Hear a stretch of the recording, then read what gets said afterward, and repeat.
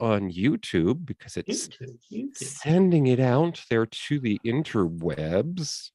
Sweat. And I'm just I wonder if Michael Sage is playing games or is he here tonight? No, he's here. on Oh. YouTube because it's YouTube. sending it out there to the interwebs. That's us on the web. So, okay, that's there.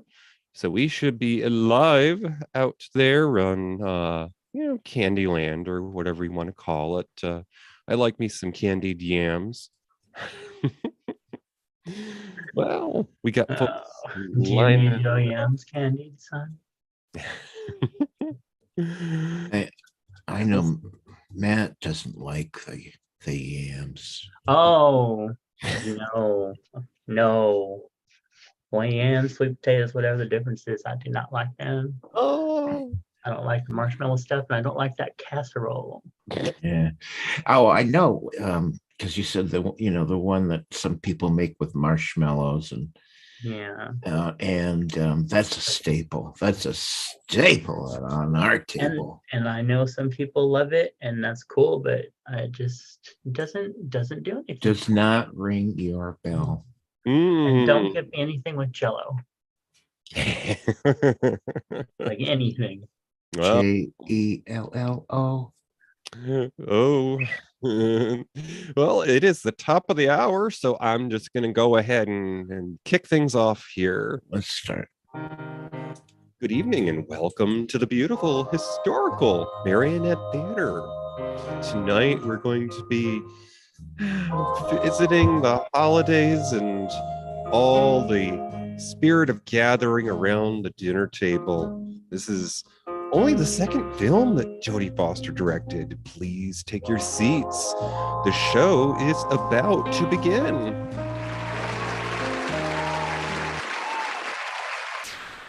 Well, hey there, hi there, and hello there, Mr. Smelly. How are you this fine fall evening?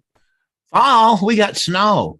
Yeah, I know. Actually, we hardly have any snow, but to the west of us, Buffalo, New York, just a scant few hours away.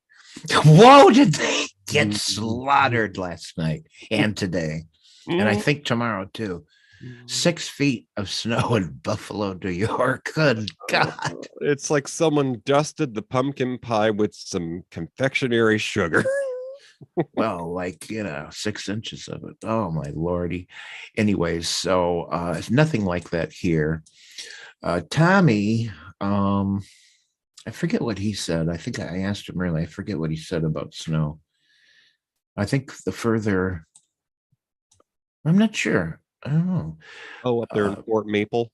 Yeah, I know where Baron Frosty lives.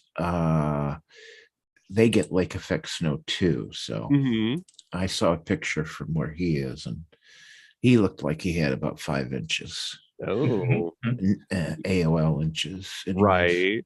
We had a couple of inches or so in the last day or two, but by the time the afternoon rolled by, a lot of it had melted. But the other week I had my first cold in probably over a year, and it turns out it was the flu, Toppy. Oh. And it couldn't be worse timing because I'm still in the early days of my new position at the brand barn. And I just felt so bad. It wasn't even the flu that made me feel bad. I felt bad because I got through most of my work week, but then I had to call in on a day of training and say, I'm so sick. Now, I just didn't know how to put it any other way. I just spelled it out and I said, look, in all of my working years, I have never missed a day of training at a new job. This is a milestone for me. So, yeah. And of course, being as I worked from home for quite a long time, I got blamed when hubby came down with the flu because suddenly Bubble Boy is leaving the house. Yeah. Bubble Boy. But Toppy, right around the corner just this next week, it's that time of year that we break bread, and we try to forgive each other for overstepping bounds and having personality differences, I guess. Well, let's just say the least. It's Turkey Day coming around, and speaking of turkeys, now I hid the wild. Oh, and speaking of turkeys, we're going to do that Burling game. My! Just because I got stuffed, you're calling me a turkey? Oh, Lordy, I don't know how that happened. But we do. We have a guest today. Yes, it's Friendsgiving around here at the Marionette, and proof that the pen is mightier than the sword is our dear friend and fellow Univaz podcaster, Mr. Matt Burlingame. Please give a round of applause and a warm welcome.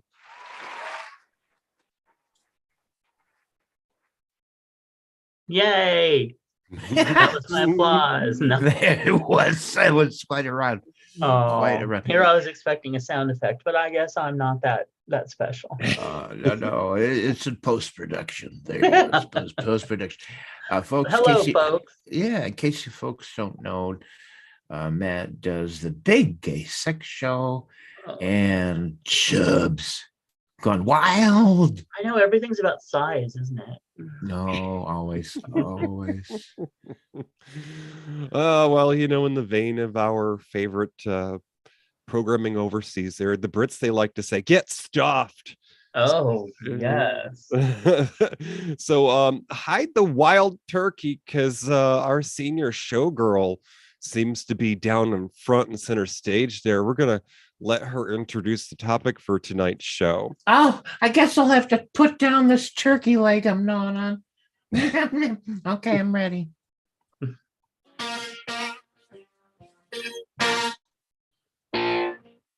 Oh, yeah. Here we go. Claudia is a single parent who's headed back east to kick off the holidays with her folks. But the trip falls on the heels of losing her job and her daughter entering adulthood. As the middle child, she struggles to compete with her siblings. There's her older sister, the high-strung one, and her brother, the outcast, who's misunderstood. Will her mother make it through dinner without a breakdown? Will the stains ever come out of Joanne's dress? Grab a mom coat and a glass of your favorite poison. It's time for Home for the Holidays with Holly Hunter and Anne Bancroft. My love. Take it away, fellas. What do you get when you take a dash to the silver screen? A pinch of golden oldies and a smidgen of streaming. It's time for Matinee Minutia with your hosts DJ and Toppy.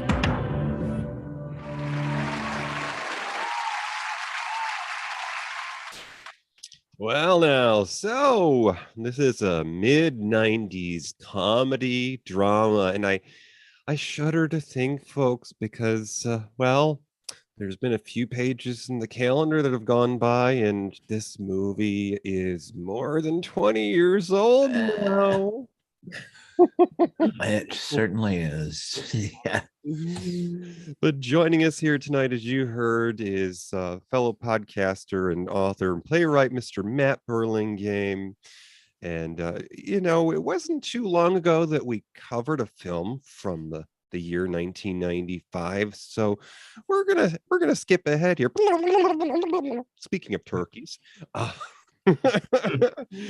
And we are just going to play the trailer. I'm working, studying, struggling year after year. You know how I've been working, studying, struggling year after year. No matter how hard life is. You're fired, Claudia. I have to. No matter how difficult things are. Oh, Mom, and I'm gonna have sex with Tim. We've talked it out like adults because we're not jerks, and we fully realize this is a major step. Safely. And not in the car. Happy Thanksgiving, Mom. There's one place you can always go. That's worse. Ah, smile, smile. Claudia Larson is going home for the holidays. Henry! I can see your roots, Claudia. When you see your father's organ, he can't keep his hands off it. Dear Lord, we realize just lately everything's been changing too damn fast. And all sorts of things are always the same, even things we hated, like shoveling the turkey and stuffing the snow. This is ridiculous. Aunt Gladys waiting. We gotta go. Come on, I'm serious. You have to soak this whole tablecloth in vinegar and lemon juice now, Mother, and right away. I have to burn it in hell. That's a sporty necklace. You make that yourself? Fruit Loop. Paramount Pictures presents a film by Jodie Foster. When you go home, do you look around and wonder, who are these people? Where did I even come from? Oh! Here's to us. That's my car, man. What are you doing? What the? Americans. Into the house. Everyone. Before we're in the evening news. Let's go out and keep eating, okay? It'll be okay if we just stuff ourselves till we can't even think anymore. Home for the holidays. Mom, do you like spark bubbles thing together?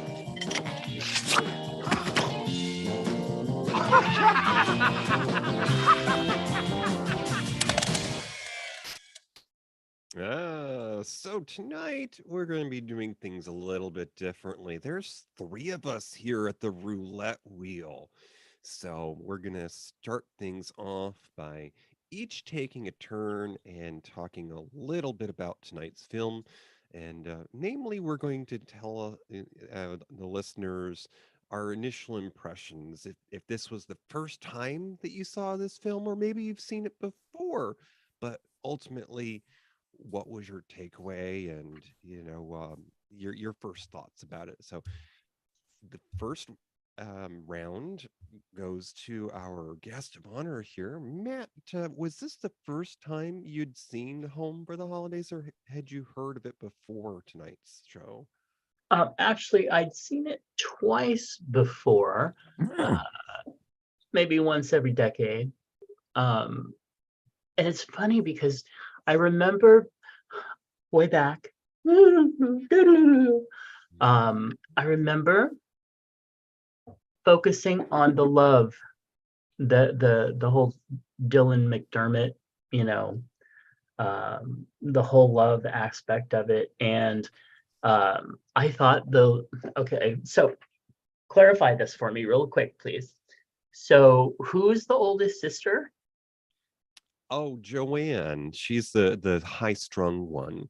I thought for some reason when I was watching this, I thought Holly Hunter's character said she was the older sister. Maybe I just assumed because of their relationships with each other. Yeah, see, that's what I thought too, because I always assumed that, Claudia was the oldest, but I specifically remember a line where Holly said that she was the oldest. So, which threw me because the dynamics of the family, that is definitely not the oldest to youngest child dynamics, if that's the way it is. So Right. That's why, but the thing is like life gives you different perspectives. When I was younger, I focused on the love aspect of it. And I focused on that. I thought that, what's her name? The oldest, the Joanne, was just a big, I don't want to cuss on your little show, a horrible, horrible person. Let's just say she was, I just couldn't stand her. I thought she was the biggest bee that there was. And I was just like, oh my God, how do people like this exist? Just cut her out of your life and go away and just pretend she doesn't exist. However, with life's experiences, and the things that I went through with my parents, especially in the last decade or so, watching this, I had more sympathy for her. I hated that she was homophobic and that she was mean to her little brother. But the whole thing about the parents and, I'm the one that has to take care of them while you guys go follow your dreams and all that. I kind of sympathized with her a little bit more. So that was interesting to experience this time watching it. Other than that, I thought it was a fun show. I loved it. And I will tell you something, whoever they must have found somebody's house and just said, no, leave everything here. Oh, yes. And we'll just film around it. Otherwise, whoever put together those sets needed 10 awards because those were the most intricately done, suffocating, claustrophobic, stuff everywhere sets. They were phenomenal. Oh yeah. I gotta say, now that you mention it, you're absolutely right. The sets are marvelous. Absolutely marvelous. Because you absolutely believe that that family lived there all those years and that just kept everything that they ever owned. Yeah. I only first saw this maybe maybe it was 2 years ago. I'm not sure. And my perspective has also changed because for years, we just had the most mellow Thanksgiving dinners. I mean, there was nothing dramatic that ever happened. It was just munch, munch, munch, and kid each other and joke around and tell stories of the past. And it was always pleasant. There was never any drama whatsoever. But cut to this year. And we're barely having Thanksgiving at all. I have been not present in my parents' life since midsummer. I had to remove myself, and the drama is high, and yet my sister-in-law is planning to have a potluck Thanksgiving dinner at her place where I may be there with my parents and we may all be in the same room again. It's just going to be very interesting to see if we can pick up where, well, we just had a terrible summer and it broke us all apart. And this Thanksgiving dinner will be the first opportunity we've had to be back together as a family, if it happens at all. If my father shows up, who knows? Anyway, so now it all feels very high drama and weird and oogie and so just very different. So I related to the movie in a whole different way, viewing it a couple nights ago. Well, when this came out, I had not heard of it. I really wasn't, in a movie going opportunity at that time. I was still in school, living at home, so I didn't see it for the first time until much more recently. In fact, I probably first learned about this more than a handful of years through, former fellow podcaster Inti Vera, because this was one of his favorite movies that he would talk about from time to time. And I decided I'm going to get a copy of it and find out what everybody else is talking about.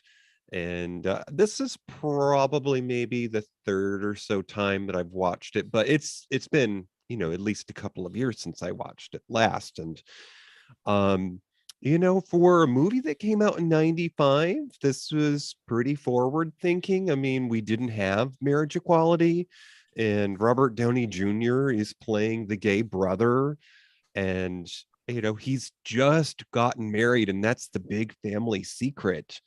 And just as Matt said, the sister Joanne, she just kind of rubbed me the wrong way seeing it for the first couple of times, because it didn't seem like she had any interest in her brother's life. He was just a freak. He was a pervert, and her friends heard about the wedding, but she didn't get invited. Well, maybe if she was a little bit more respectful, she might have gotten invited. But certainly in subsequent watchings of this, I tried to pay more attention to the parents than to the kids. Maybe being more an adult and feeling that change of time. I mean, I have not quite hit my 50th yet, but it's not far away. And so I'm understanding that, your working years are not forever, and you need to plan ahead. Otherwise, those working years are going to be for a while longer than you would probably like. And it was just so bittersweet to see the parents, their existence, now that the kids have all left home. The husband kind of just walks through life by trying to lighten the mood. He'll take his wife by the arm and he'll dip her in the kitchen. Whoa. Oh, dancing. Okay, yeah. Dancing, and that's his way of trying to recapture their, younger years, maybe. But that's what makes him happy, is just to, remind her that he still loves her, perhaps, and it doesn't matter how stressful things get. Things are going to be all right so long as you can find the sense of humor in things. Yeah, I'd say the other big takeaway for me is that, and I think we have an interview with Jodie Foster coming up later where she states this. She says there's no villain in this movie, right? But we see each character pretty much doing the best they can. And, that's family. We're all just trying to do the best we can. And this movie really captures it. And, another thing that was interesting is the drives through town. Did you notice how many of the buildings that they passed were businesses that were empty or closed? Which was kind of interesting to see, and wondered if that was done purposely to show that the town was kind of, fading away as well. But what did you think about the aunt? The crazy aunt. And I was like, oh my gosh, how many of us have these crazy aunts? Because I know that character well, and you just you don't want to see her coming. Yeah. Yeah. Well, I mean, speaking from my own experience, I didn't have the crazy aunt per se. I had the goofy uncle who, in more recent years, I've started to recognize that I'm taking after. And I really don't mind, because, he went to school, and his claim to fame was that he was actually a manager for Radio Shack back in the heyday. Open forever. Right. And he still works in an IT related field, so I do admire him. But yeah, my crazy aunt was actually my uncle. And I hear stories about how when mom and dad were newlyweds, he would drop by their apartment and would help them clean out the refrigerator. Sounds a little like me. Matt, I think I'm remembering this right, but I believe the scenes in the neighborhood, I believe they were all on location in Baltimore somewhere. But that would make sense, especially for that time, because Baltimore was having a lot of troubles. Yeah, a lot of troubles. I think that reflected in the family and as well. At least the family that was still there. Mm-hmm. It actually made me hungry, if you will, to borrow a Thanksgiving analogy, for an upcoming trip that we're looking forward to, Toppy and I and Tommy and hopefully hubby Billy, because we go down to those parts. We go down to the outer Baltimore area. And I actually, as I was watching the movie, Toppy, I was questioning, because when she was at the car, when Holly Hunter's character Claudia was at the car, and she was saying goodbye to her daughter that was outside the airport, and Actually, it was a familiar scene because I'd actually flown into that airport once. So I was just realizing this movie was made in 95. That's, of course, way before September 11. So they could still do things like that, film outside of an airport. 95, that's before I was even born.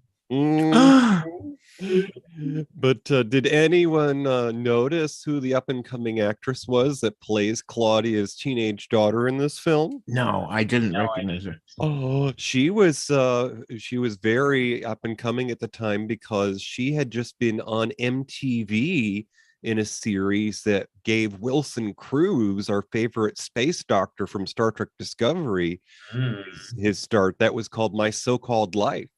And Home for the Holidays. I never really watched that, but I remember the show. Home for the Holidays may actually have been Claire Danes' first film role. Oh, Claire Danes. Okay, got it. Mm-hmm. But, you know, do you think she actually went through with what she was planning? That's a good question. What do you think, Todd? Because they did have a phone conversation later, and they were at a house party, and the boyfriend kept being, well, for lack of a better term, cute with her. It was sort of disgusting. Juvenile. Yes. Yeah. And I think that she changed her mind because he was acting so goofy. I think so. Yeah. And you know, certainly the grandmother, Anne Bancroft, was quite concerned because her granddaughter didn't come home for Thanksgiving, and you know, you're left with the impression that this is probably the first time she didn't. Well, and after she found out about the pending event, she alluded to that the same thing happened to the mother. So our main character, Holly, whatever her name was, I think that she got pregnant. And I believe the daughter said something about the backseat of a car. Mm-hmm. So, yeah. Oh, yes.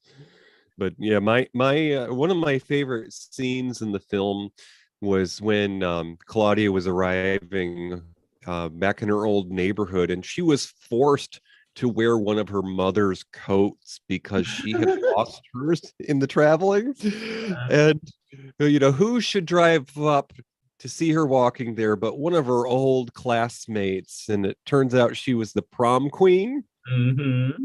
And that just took me back because I haven't been to many reunions in general, and I decided to go to my 10-year one.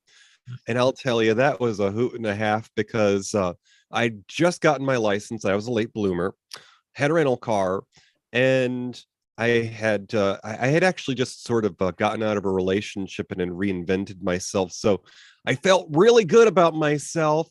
And you know, it was interesting to hear all the people talking about who was divorced and had kids with their ex. And I'm suddenly Mr. Untouchable. But you know, on my way out of the parking lot, I actually had a little bit of fun of someone else's expense. One of the creepy people in my class was trying to put the moves on one of the more popular gals, and I might have not done a very good job of turning around in the parking lot. No, for the record, I didn't hit him, but apparently that was the talk of the reunion, was that I almost hit the guy. Wow, that's drama. Yeah. Small town drama. But you saved her like gallant knight that you are. Yes, the modern day jester. Surely you jest.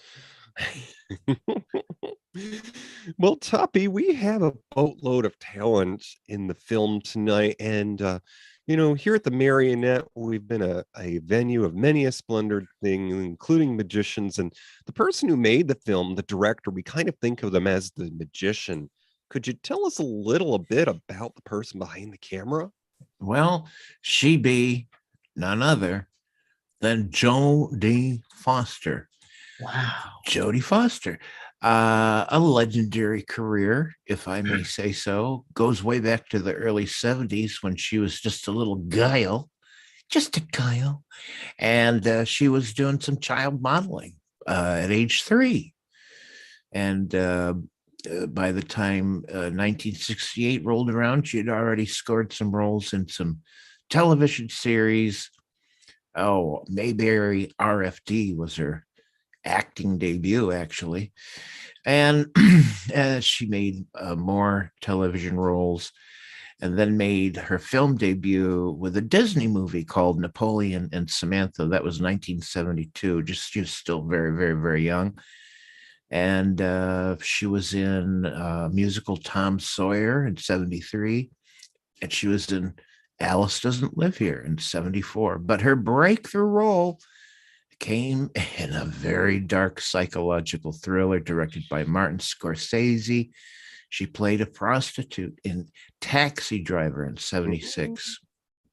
She received a nomination for Best Supporting Actress. She also did other roles as a teenager, Bugsy Malone in 76. We did a movie here called The Little Girl Who Lives Down the Lane. That was also in 76. We did that on Matinee Minutia, one of my favorite little movies. And then she kind of became like a little teen idol by the time she was in doing movies like Disney's Frankie Friday and Candle Shoe, which is one of DJ's favorite. Yes, indeed. That was in 1977. But she had a good head on her shoulders, and she decided to go to college, and she attended Yale University. And there was some weird times in there because of all things, she became associated with the attempted assassination of President Reagan because the guy that shot her said he did it for Jodie Foster, trying to impress her. Well, that was a weird thing, but it didn't darken her doorstep for very long. And eventually she returned to acting and made a transition into adult roles because this is several years later. And the first time you would have seen her in this kind of movie as an adult was a rape survivor in the legal drama The Accused in 1988. And by God, she won the Academy Award for Best Actress. She won her second Academy Award 3 years later for The Silence of the Lambs, where she played Clarice Starling. And now listen, she's done some directing. She started directing some on television. And Little Man Tate was her first directorial debut. Home for the Holidays, Our Movie Tonight. That's the second film she directed. It's based on a short story by Chris Radant, and then the screenwriter W.D. Richter fleshed it out. And the producer, Stuart Kleinman, sent Jodie Foster the screenplay with a note that said, "It's a complete mess, and I love it." And Foster read the script and agreed it appealed to her immensely, and she agreed to direct it. And, all I can say is, why in heaven's name hasn't she directed more movies? Because I think her take on this was brilliant. And I don't know what stopped her, but I mean, really, she hasn't directed very many movies. Maybe directing wasn't a pleasant task for her. I'm not sure. But I really wish we could see more movies by her. But that's Jodie Foster, the director. Right. So we're at about the halfway mark in the show tonight, and we're gonna step on over here and hide the wild turkey. So we're gonna have some drinks with feathers in them in light of the spirit of the season here, and we're digging up an interview with our favorite Dallas morning news interviewer, Miss Bobby Wyand, and she's interviewing Jodie Foster, the director of the film. Jodie, congratulations. Oh, thank you. Home for the Holidays. My kind of movie. I'm glad you liked it. Oh, great. Oh, yes, yes, yes. I had heard, good things about it, but wonderful cast, very honest movie. Yeah, very sincere, raw, real film, I think. What do you want audiences to take home from this movie? Well, I want them, to see themselves in some ways and to try for a little bit more understanding a little bit more tolerance between them and their family, because you have a lot to learn from them. And Holly Hunter's character comes to the film thinking she has nothing to learn from these people or this experience, and rolling her eyes and looking at the time and looking at the clock and thinking, when's this going to be over? And by the end of the movie, she realizes how valuable that is, and how that those moments together, as imperfect as they may be, in some ways are really the point in life. So.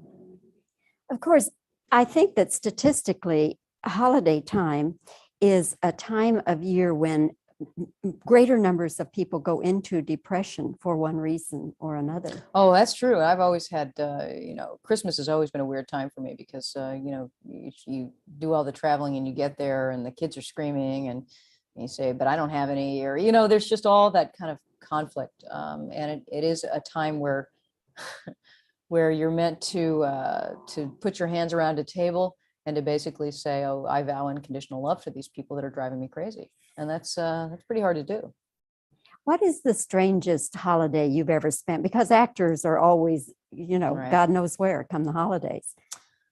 Oh, a strange one. I actually had a bummer one once. I had a real bummer Thanksgiving with a group of people who I wasn't really close to, and who proceeded to basically make fun of, alienate pretty much every ethnic group, every minority that I could think of. And it was like a ha-ha kind of thing. And I went, wait, what did I get put in here? And I realized that their Thanksgiving was about we're all together and everybody else that's different is stupid, less than, not valuable. And I was so offended. I was so incredibly offended because I really like the holidays and I see them as a time of generosity, and I couldn't get over it. I just complained about it for days and days and everybody thought I was crazy. So. You elected this time to be the director and not director and star. And you could have played the Holly Hunter role very, very well. I know you could. So why did you elect not to be in it? Never occurred to me to be in it. I was happy to never act and direct again at the same time simultaneously. I think that's it was a big, not that it was a mistake on Little Man Tate, but I think it makes it less of an enjoyable experience for you as a director. And you have to be so well prepared that you can't let anything in that's surprising. You basically get what you want, but you never get more than you want. So I was happy to never have to do that again. And the joy of just sitting behind the camera and watching these people do things that I would never have imagined.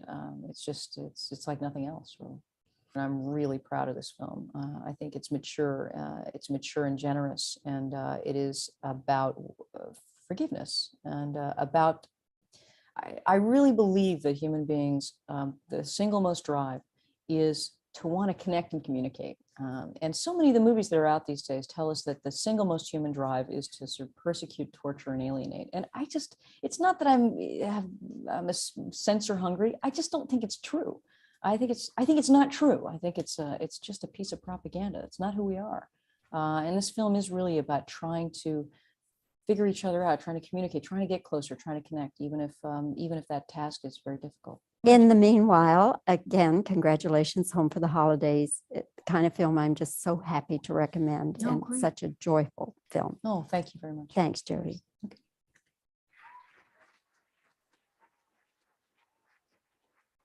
And we're back. So, Thanksgiving is a little bit about, drama and trying to keep things under wraps. And before we go on to our next part, I just want to say that in researching this, I kind of got the feeling, especially if you get to track down the interview and see the video of this, there is a little bit of passive aggressiveness in this, only because another film that we discussed that Toppy had mentioned there, The Little Girl Who Lives Down the Lane, I forget if it was the late 70s or early 80s at the time, but certainly Jodie Foster at that time was in her early teens, and she had been interviewed at the time by the same host, and perhaps maybe asking some questions that are a little too personable about a young woman's life, such as dating. And well, we know now more in recent years, the direction that Jodie's personal life had taken. So I feel that listening to this interview more recently, there were some pauses and perhaps remembering past time together. So, all in the spirit of the holidays, I suppose. And as we continue on here, after like any good meal, you just gotta stretch out. Oh, excuse me. Wow, was that your button that just flew off? That's huge. Seconds, please. Speaking of huge, may I just interject and say that I watched this on Freeform. So anyone that has a cable company, you can watch this on Freeform. But they edited out the naughtiest word. Really? When Claudia said what she said, I won't say it, to her brother, which was supposed to be the big of the show, it wasn't there. It was just a blank. They didn't even put anything in there. And I was like, it's a good thing I read lips. Freeform brought to you by Hobby Lobby. It's actually by Disney. I need better. I need better. Oh my goodness. We don't want to get canceled. That's for sure. So, before we discuss, or actually as we discuss the people who came together to make this film, we're just going to each take a round and a cast member and present some of our memories of this time of year, maybe a favorite dish that you have at the holidays, or a favorite memory of an experience the holidays. So our guest of honor, you get to start off with the cast and your memory, wherever you want to share. Miss Holly Hunter, she played the daughter coming home for the holidays. Matt, tell us about her. Well, Miss Holly Hunter, who I think was perfect for this role, played Claudia Holly Hunter. Really? Was that her name? Oh no, I see. Okay, my bad. She was born in Georgia, and to Opal Marguerite, a homemaker, and Charles Edwin, a part-time sporting goods company, and that's how she viewed the world. He actually was a representative and farmer of a 250-acre farm. Home for the Holidays was her 12th film. In the 5 years before that, she actually averaged a film a year. And her prior film was Copycat. Oh, that was a good one. I know, right? In 1995, and that was with Sigourney Weaver and Dermot Mulroney. So 2 years in a row, she worked with really hot actors. It was an agoraphobic psychologist and a female detective work together to down a serial killer who copies serial killers from the past. That's creepy. It's really creepy. Her film after that was Crash with James Spader and Rosanna Arquette. And after getting into a serious, it was called Crash because it was about a serious car accident. And a TV director discovers an underground subculture of scarred, omnisexual car crash victims who use car accidents and the raw sexual energy they produce to try to rejuvenate his sex life with his wife. I'm already lost. It was strange. Was that not a Cronenberg movie? Yeah, no, that's bizarre. And in the 5 years that followed, though, Hunter would average 7 films. In more recent years, she appeared in 3, including the voice of Elastigirl in Disney Pixar's The Incredibles. I loved her. I loved that. So good. And you could tell it was her. She's got such a distinct voice. She was the youngest of 7 children. Her parents encouraged her talent. And her first acting part was as Helen Keller in a fifth-grade play. Wow. In 1976, she went to Pittsburgh to pursue a degree in drama from Carnegie Mellon University. How do you get to Carnegie? Oh, you practice. Oh, there you go. What? After graduating in 1980, she went to New York City and she met playwright Beth Henley in a stalled elevator. And Hunter went on to get roles in a number of her Southern Gothic plays, including Crimes of the Heart, which was a big one, and the Miss Firecracker contest. And that leads us to 1982. She went to LA and she landed her first starring role in the Coen Brothers' Raising Arizona. And that was only in 1987. With Nicolas Cage. I love that movie. I was skipping over that part. So a part that was said to have been written with her in mind, which is really cool too. She gained stardom in 1987 when she played the driven TV news reporter Jane Craig in James L. Brooks' Broadcast News. Wow. And in 1993, she earned her Academy Award and worldwide acclaim in her performance as a mute bride. Yes. The mute was moot, sorry. To the New Zealand planter in the piano. And to date, she has had 66 acting roles. That's just incredible. Yeah. I mean, you're lucky if you get steady acting roles, but to have that many big roles like that, it's amazing. So, Matt, what's a favorite memory of the holidays, or a favorite dish that you might bring yourself if no one else is bringing it? We have a family stuffing, which is a closely guarded secret off a box. But we have a stuffing that we make every year. Now, I will say that as far as memories, there was one Thanksgiving when we were homeless and we had just moved into a house, been given a small apartment somewhere. And the holidays were looking quite bleak when a newspaper article got printed about us being homeless. And many people stepped up, and we had quite a wonderful Thanksgiving because of some wonderful, generous people.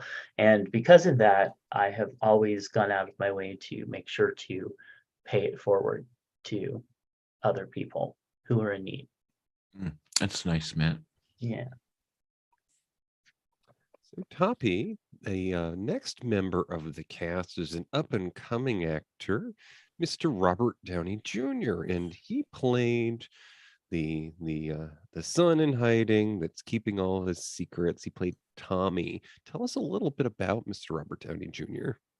Well, he's had a long career, complicated by drug abuse and alcohol, I think. But basically, he went down a dark path, but recovered. Had a good career before, and probably an even better career after. But he was born in '65 in New York, Manhattan, and you may not have known, but he is Robert Downey Jr., and there was a senior, Robert Downey, and he was a filmographer of renown, and his mother was an actress, Elsie Downey. And so, he grew up in the world of film and the performing arts. So it led him to study at the Stage Door Manor Performing Arts Training Center in upstate New York. And then he moved to California with his father following a divorce. And in '82, he dropped out of Santa Monica High School to pursue acting full time. Home for the Holidays was his 25th film, Prior to that was Only You. And in the 5 years prior, Downey averaged 10 films, including Soap Dish in 91, Chaplin, which was a performance that impressed a lot of people, in 92, Natural Born Killers in 94, Restoration in 95, U.S. Marshals in 98, Bowfinger in 99. And I suppose people most know him today for playing Tony Stark, aka Iron Man, in the Marvel action superhero movies. He portrayed Iron Man and Tony Stark in 9 films. In the series, the last of which was Avengers Endgame in 2019. And he's had, to this date, 88 acting credits, and pretty neat career. I still have not seen Endgame. That movie is longer than any movie needs to be. Well, I'll tell you, it is long. And unlike some of the long Marvel movies where you kind of think they could have shaved a good 45 minutes from that, I'll just say, in my opinion, Avengers Endgame earns every second of that movie. I completely agree with you, and it ends it. And there is a wonderful thing that they invented just a little bit ago. I believe it was called a pause button. If you need, you can hit pause and then come back to it later. But actually, it is worth it. It is one of the best Avenger movies. I'm sorry. For something that long, I expect to see Kevin Costner in the direction credits. Oh, no, that would make. I just watched what was it? The new Black Panther. Mm-hmm. That could have been shaved down a little bit. Oh.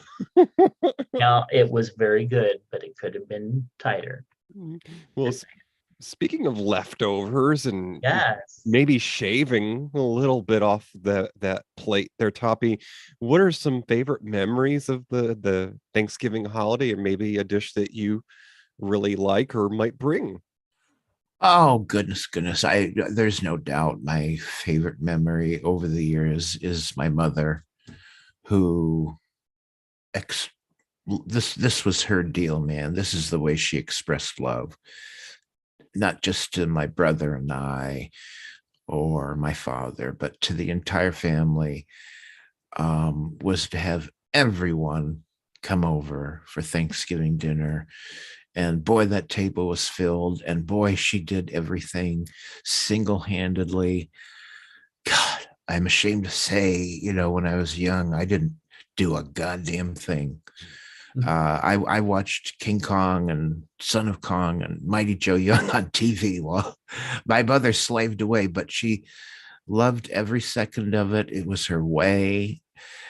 And she did everything from scratch, and she flourished, and she was on top of her game, and everybody loved her. And I'll just never forget. So a lot of things have changed, but that's my favorite memory, is my mother at the top of her game. That is a wonderful, wonderful memory. And speaking as somebody who always did all the cooking for others, it is wonderful that you acknowledge that. But you enjoy that movie, girl.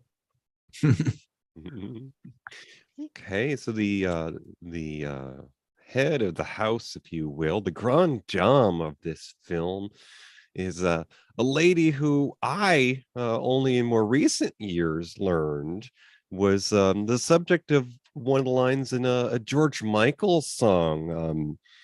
Oh, I'm trying to Too Sexy, I think is the song. And it starts off with a line from The Graduate, which is, are you trying to seduce? Let me put my teeth in.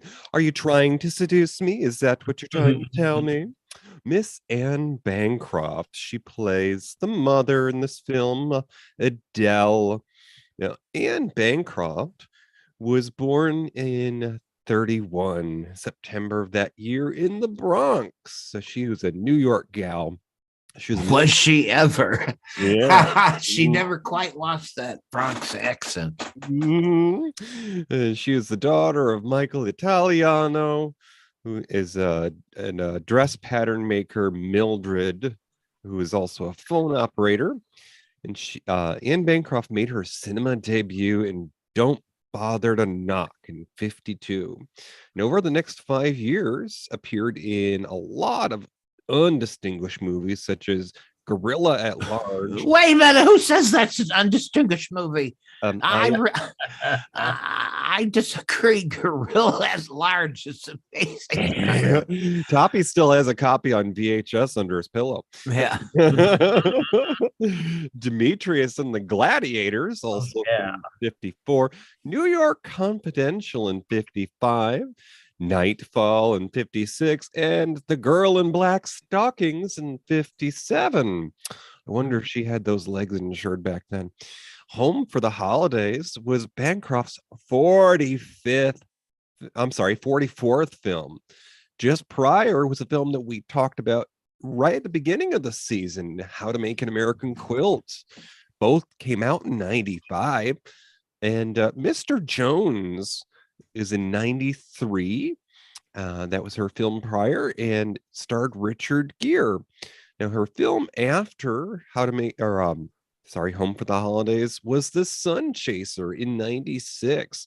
And this is a film that starred Woody Harrelson and former boxing champion John Cena.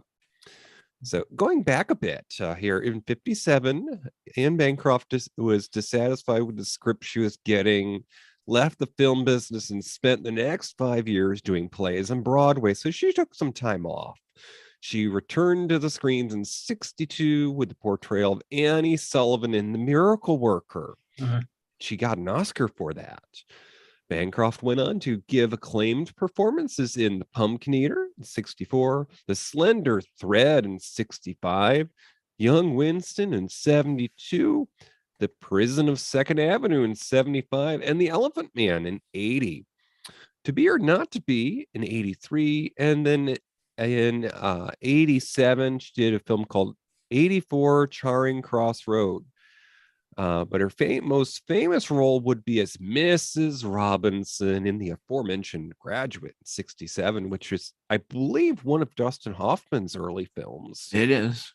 And she, her status as the older woman in this film is iconic, although in real life, she was only 8 years older than Catherine Ross and just 6 years older than Dustin Hoffman. I'll leave that to your imagination there. Bancroft would later express her frustration over the fact that the film overshadowed her other work.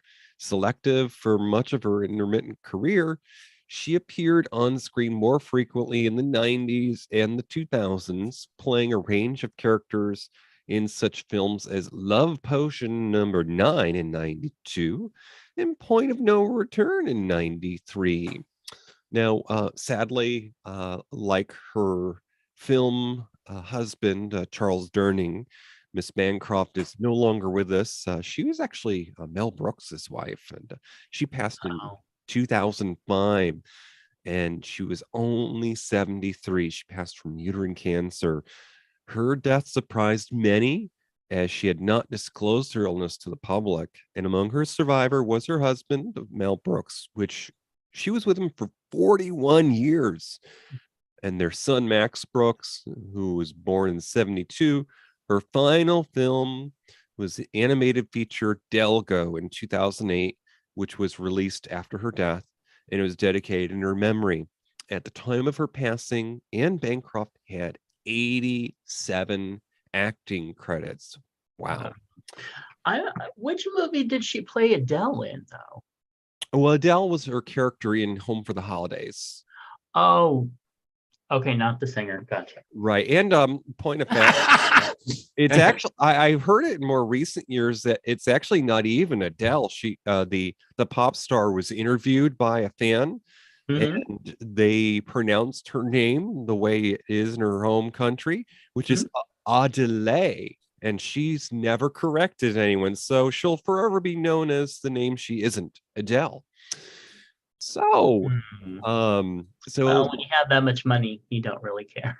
Yes. Call me when there's a check, bro. So taking my turn at the lazy Susan of the Friendsgiving dinner here, I would have to say that I've got a couple of favorite memories. Certainly when my folks were still with us, and the whole family would gather in the finished basement. We're not heathens. It had wood paneling and carpeting, because dad built the house, and he even made the tables that the family spread out on, because they were these things he constructed on sawhorses, because he was inventive. They had to be able to be folded up and put away when they didn't have the big gatherings. But anyways, everyone gathered in the basement. It was brothers and sisters and cousins and aunts and uncles and grandma and grandpa, and those are some of my fondest memories. But in more recent years, the first Thanksgiving that I got to have with the hubby before we moved in together, I got to meet his 90-something grandmother. And it was our only Thanksgiving with her. But this sweet lady, although she did not sit next to me at the table, because I got to sit at the kids' table, I was the newbie to the family. But that dear sweet thing, she asked my name before she was leaving for the evening, because it was getting dark, so that when she left, she could say goodbye to me by name, and I would feel that she had remembered me. So that itself is a favorite memory. Also a favorite dish for me is something that I've picked up from another former podcaster. Teaching Thomas, who grew up in Maine, shared a recipe a few years back, and it is a pear and ginger pie with maple, and it has a streusel coffee cake kind of topping. So I'm the one who likes to make something different to bring, because I can share the recipe. So thank you, Thomas, for sharing the New England inspired pie. Yeah, hats off to Teaching Thomas. That goes way back in the podcasting. I'm still imagining DJ on a lazy Susan. Oh my God! sorry. Oh, I'm back. Where's my call? Well, let me just give you some fun facts from this movie, Home for the Holidays. They had a big Thanksgiving dinner, of course, and Jodie Foster took more than 10 days to film this scene. And it's said that during these 10 days, they used 64 turkeys, 20 pounds of mashed potatoes, 35 pounds of stuffing, 44 pies, 30 pounds of sweet potatoes, 18 bags of mini marshmallows, and 50 gallons of juice that stood in for wine. Wow. So when you're watching that scene, you might want to pay notice to how the food props are being used. And the grocery bill for that film is right about what people pay for this year's dinner. Yeah. Bwamp, bwamp. Yeah. Wow.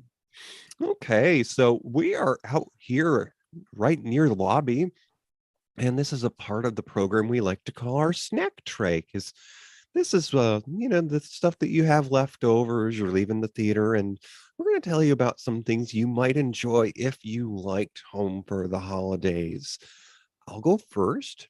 I like to, just like my meals that I sometimes host, I like to bring something different. I like to talk about something maybe you haven't watched. And I like to make new traditions. So I like to find new movies that are part of my holiday tradition. And so the film I'm going to recommend is for much more recent years. It's from 2000. I know that's 20 years ago now. Okay. But this is another holiday comedy drama. It's called What's Cooking? And it stars, this is going to be a reach back, Mercedes Rule, who was the mom in the first Karate Kid film, and Victor Reavers. This is about four families in Los Angeles of different different ethnicity, including Latino, Asian, African, and Jewish. And they gathered together for each of their Thanksgiving dinners. Now, aside from those members of the cast, this stars one of my favorite character actresses who was also in a recent film we discussed, How to Make an American Quilt. Elfrey Woodard is in the cast of What's Cooking, and that's yet another reason to catch this film. Nice. Great selection.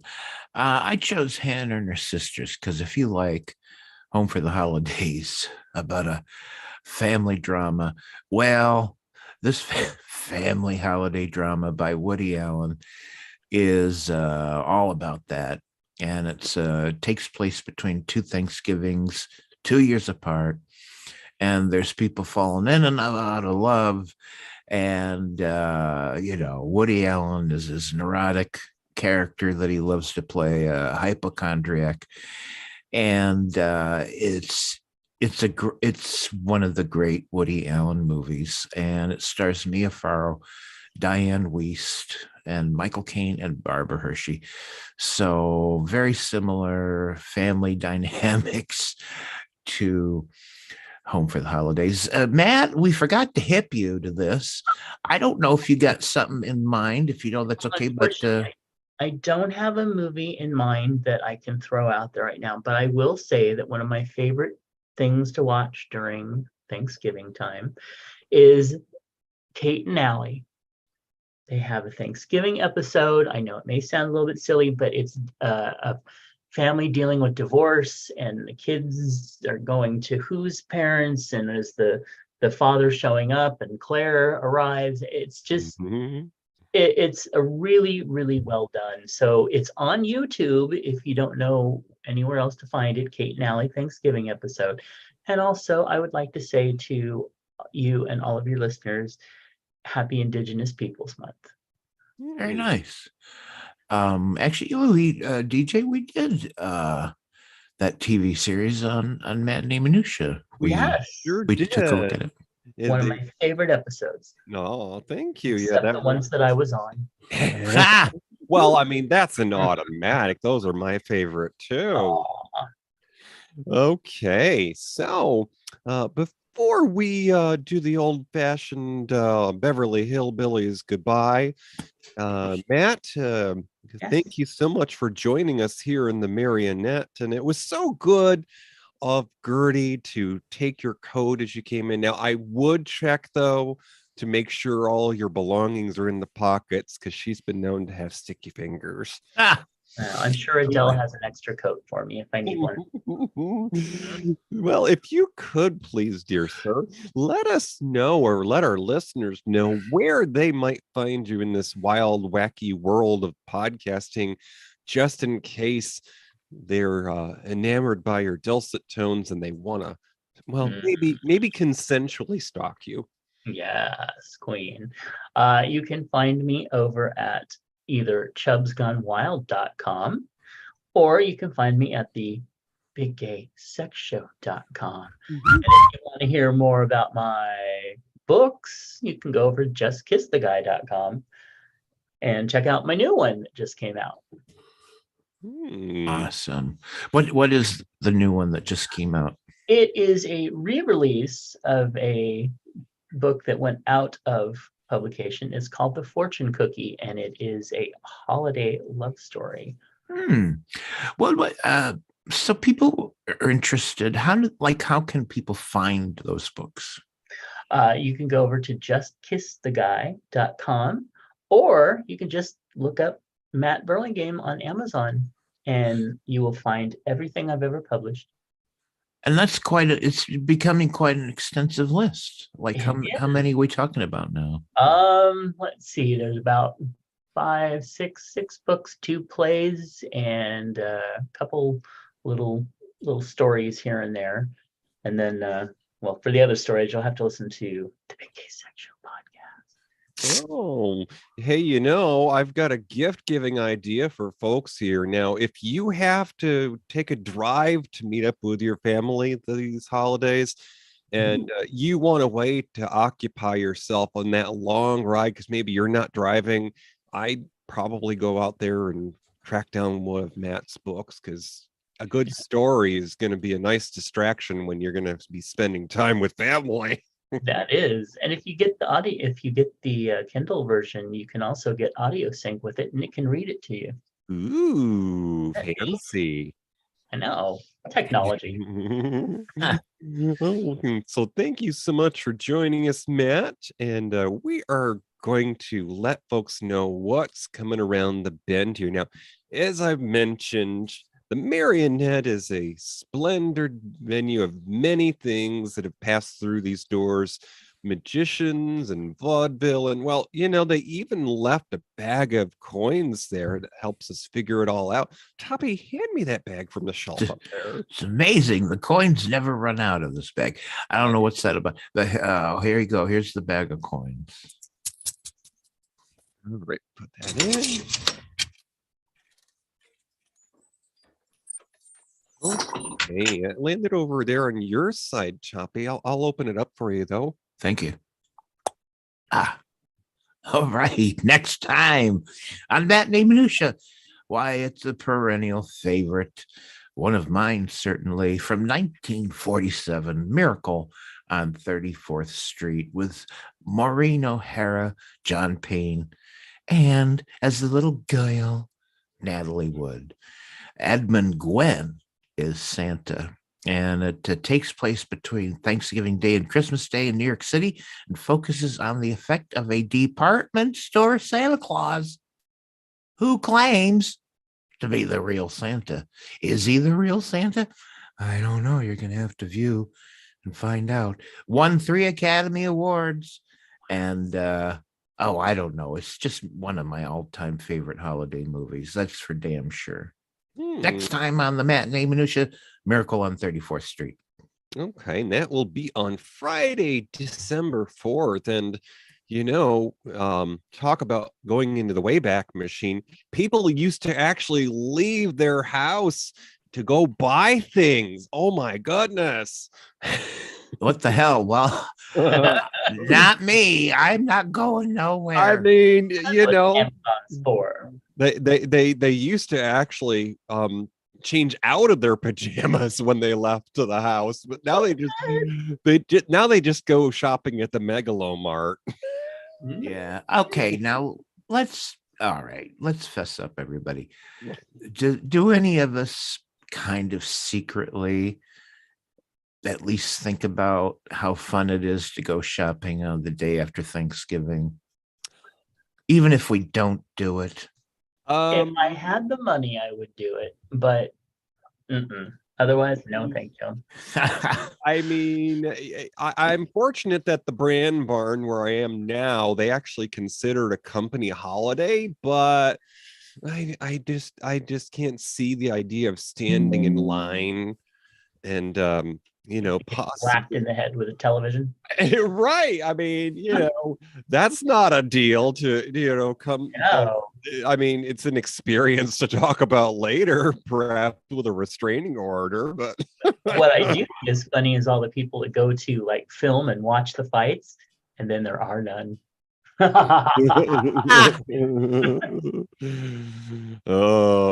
Well, Toppy, let's take us back to an earlier time when people were entertained by the sounds of voices. Could you say good night in the ways of the old days of radio? I will, but let me just say hi to the chat room.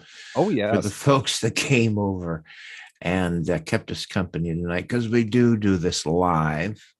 And we've got a chat room and we can see who's there.